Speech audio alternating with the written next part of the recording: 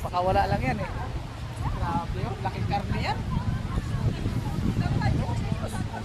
Oo, ano? Hindi, mga pato yung mga yan. Mga swan.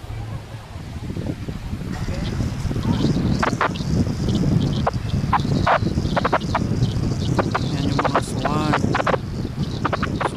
Swan. Oh, muntik ko pang nakuha yung tae ng swan, no? Ayan. May balahibo pa. Oh, yan yung ipon. Hindi kita may pagkain, lalapit talaga yan eh. Oh, nasanay na sila eh.